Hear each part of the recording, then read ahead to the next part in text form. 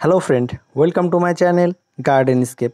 আপনি যদি আমাদের চ্যানেলে নতুন হয়ে থাকেন অবশ্যই আমাদের চ্যানেলটিকে সাবস্ক্রাইব করুন এবং আমাদের চ্যানেলের সমস্ত আপডেট তথ্য পেতে পাশে থাকা বেল আইকনটিকে প্রেস করুন।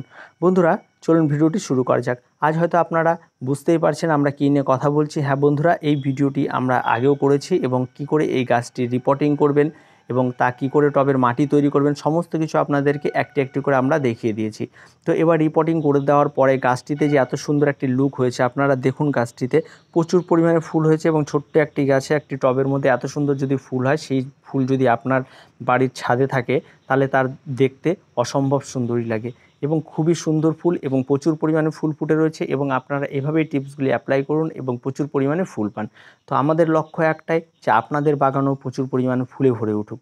তো বন্ধুরা, চলুন এবার আমরা জেনে নিই এই রঙ্গন গাছ ফুল চলে আসার পর এবং কখন এই গাছে আমরা খাবার দেওয়া বন্ধ করব, কখন এই গাছে আমরা প্রচুর পরিমাণে বৃষ্টির জল খাওয়াবো, কখন এই গাছে আমরা রোদ লাগাবো এবং তার সঙ্গে সঙ্গে এই গাছে আমরা ফার্টিলাইজার ব্যবহার করব কি না বা অন্য কোনো অ্যান্টিফাঙ্গাল বা পেস্টিসাইড ব্যবহার করব কি না, সে সমস্ত সংক্রান্ত বিষয়গুলো আজ আমরা জেনি। সবার প্রথমে বলে রাখি, এই বর্ষার সময় এই গাছগুলিকে আপনাদের সরাসরি 4 থেকে 5 ঘন্টা রোদ লাগে এমন জায়গাতে এই গাছটিকে রাখতে হবে। রাখার পরে এবং যেখানে সরাসরি এই গাছের উপর বৃষ্টির জল পড়বে বা কোনো গাছের নিচে রাখবেন না, সরাসরি এই গাছের উপর বৃষ্টির জল পড়বে এমন জায়গাতে আপনাকে বেছে নিতে হবে। তাহলে দুটো কারণ আপনাকে খেয়াল রাখতে হবে। একটি হচ্ছে সরাসরি সূর্যালোক লাগবে এবং তার সঙ্গে সঙ্গে সরাসরি বৃষ্টির জলটা এই গাছের উপর পড়তে পারে এমন একটি জায়গা আপনাকে নির্বাচন করে রাখতে হবে। তো যখনই আপনার এই গাছের রিপোর্টিং হয়ে যাবে তখনই কিন্তু এই জায়গাটা নির্দিষ্টভাবে বেছে নিতে হবে। এবার যখন গাছে বৃষ্টি শুরু হবে তখন কিন্তু গাছের বৃষ্টির জল পড়ার সঙ্গে সঙ্গে গাছের পাতা থেকে নতুন কুঁড়ি ছাড়তে শুরু করবে। ঠিক এইভাবেই কুঁড়িগুলো ছাড়তে শুরু করে দেবে এবং যখন নতুন কুঁড়ি ছাড়তে শুরু করবে, মানে প্রথম অবস্থায় কুঁড়িটি কেমন থাকে, এই যে দেখুন এখানে দেওয়া আছে, প্রথম অবস্থায় কুঁড়িটি থাকে এই অবস্থায়, মানে ঠিক এই ছোট্ট অবস্থায় থাকে। যখন দেখবেন এই অবস্থায় চলে এসছে তখন কিন্তু গাছে আপনাদেরকে ফার্টিলাইজার বা খাবার দেওয়া একেবারে পুরোপুরি বন্ধ করে দিতে হবে। তখন কিন্তু গাছে কোনো রকম ফার্টিলাইজার আপনারা ব্যবহার করবেন না। এতে কিন্তু হিতে বিপরীত হবে এবং গাছে ফুলের সংখ্যা কমে যাবে, গাছ সমানে গ্রোথ নিতে শুরু করবে এবং যখনই কোনো ব্রাঞ্চে কুঁড়ি আসবে এবং এই কুঁড়িটা ফুলে পরিণত হওয়ার পরিবর্তে তার পেছনে যে ব্রাঞ্চগুলি রয়েছে সেই ব্রাঞ্চগুলি আরও বেড়ে যাবে। তো এই বিষয়গুলিকে আপনাদের খেয়াল রাখতে হবে। তাই যখন গাছে ফুল আসা শুরু হবে তখন কিন্তু গাছে পুরোপুরিভাবে ফার্টিলাইজার বন্ধ করে দিতে হবে।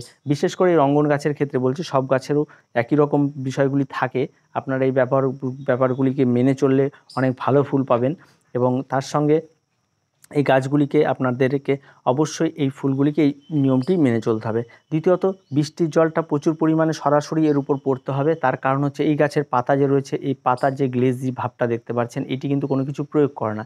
এটি পুরোপুরিভাবে একটা বৃষ্টির জলের জন্য এটা হয়, কারণ বৃষ্টির জলে প্রচুর পরিমাণে ইউরিয়া, ম্যাগনেসিয়াম, নাইট্রোজেন প্রচুর পরিমাণে খাবার থেকে থাকে, ঠিক আছে, যার ফলে কিন্তু গাছে আর বাড়তি কোনো খাবার প্রয়োগ করতে হয় না, যার ফলে সেই বৃষ্টির জল থেকে কিন্তু এরা প্রচুর পরিমাণে খাবার পেয়ে যায়। কারণ বৃষ্টির জল মানে বৃষ্টির জল পাওয়া মানেই গাছ তার আলাদা রকম একটা গ্রোথ নিতে শুরু করে, সেটা আপনারা প্রত্যেক বাগানেই দেখবেন, লক্ষ্য করবেন।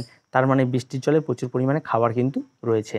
তার জন্য সরাসরি বৃষ্টির জলটা যদি এই গাছে পড়ে তাহলে গাছে বৃষ্টির জল পড়ার দুটো উপকারিতা হয়েছে, গাছ যেমন সেখান থেকে খাবার পাচ্ছে, তার সঙ্গে সঙ্গে বিভিন্ন রকম রোগ পোকামাকড় বা ফাঙ্গাল যদি এই গাছে থাকে তাহলে সেই বৃষ্টির জলে পড়ার যে গতি তাতে সমস্ত কিছু ধুয়ে মুছে পরিষ্কার হয়ে যায়, যার ফলে গাছটি আপনার সম্পূর্ণ রোগমুক্ত অবস্থায় আপনার ছাদ বাগানে রয়ে যায়, যার ফলে গাছ তার নিজস্বতা বজায় থাকে এবং গাছ তার নিজের ইচ্ছে মতো ফুল ফল ধারণ করতে পারে। তো সবসময় একটা জিনিস মাথায় রাখতে হবে, গাছকে তার নিজের ইচ্ছে মতো বাড়তে দিতে হবে। তার নিজস্ব একটা ব্যাপার থাকে গাছের, সে নিজের মতো করে বেড়ে উঠবে।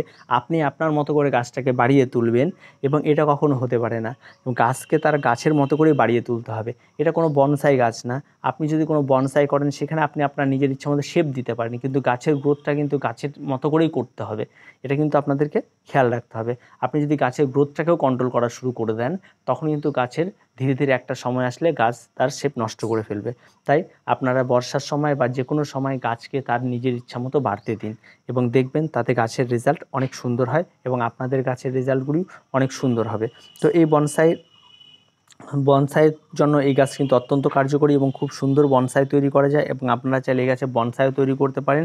আর একটা কথা হচ্ছে, এখন বর্ষা পড়ে গিয়েছে, এই সমস্ত গাছের কাটিং বা এই গাছগুলির ডালগুলিকে এখান থেকে কেটে দেবেন, কেটে দিয়ে চারায় বসিয়ে দেবেন, খুব সুন্দর চারা হয় এবং প্রচুর পরিমাণে কাটিং করেই বিশেষ করে এই চারা তৈরি করা হয় এবং ইজিলি খুব চারা তৈরি হয়ে যায়। রুটিন হরমোন বা অন্য কোনো কিছু সেরকম কোনো রকম কোনো কিছুর প্রয়োজন হয় না। জাস্ট কেটে নিয়ে আপনি বালিতে বা মাটিতে লাগিয়ে রাখুন, 7-8 দিন এটাকে রেখে দিন, দেখবেন আপনার চারা তৈরি হয়ে গেছে। তো এইভাবে আপনারা এই গাছগুলি করুন। তার সঙ্গে সঙ্গে আপনাদেরকে বলে রাখি, যখন গাছে ফুল আসবে তার আগাগ দিয়ে, মানে যখন প্রথম অবস্থায় ফুল আসবে, মানে খুব ছোট অবস্থায়, তখন আপনারা গাছে সপ্তাহে 1 দিন ম্যাগনেসিয়াম সালফেট ব্যবহার করবেন, মানে বর্ষা আসার আগাগ দিয়ে। যখন গাছটি আপনারা রিপোর্টিং করে দিয়েছেন, দেখেছেন 2-3 বার বৃষ্টি খেয়ে গেছে, তারপর কড়া রোদ দিচ্ছে, সেই সময়টিতে আপনারা গাছে ম্যাগনেসিয়াম সালফেট 1 দিন ব্যবহার করবেন।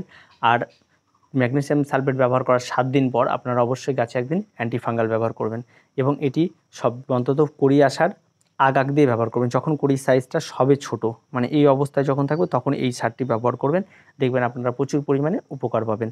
তো বন্ধুরা, তার সঙ্গে আপনাদেরকে যেই ফুলগুলি ফুটে গেছে, এই ফুলগুলি অবশ্যই আপনাদের একটা সময় ঝরে যাবে, এবং ফুলগুলি ঝরে গেলে অবশ্যই এই ফুলের গোড়া থেকে শুরু করে সমস্ত কিছু এখান থেকে কেটে দিতে হবে। এটা কেটে দিলে কিন্তু এর পেছনে যে প্রচুর পরিমাণে ব্রাঞ্চ রয়েছে, যেগুলিতে কুড়ি দেখতে পাচ্ছেন, তারা গ্রোথ নিতে শুরু করবে, এবং তখন গাছ আরও প্রচুর পরিমাণে ফুল পাবেন।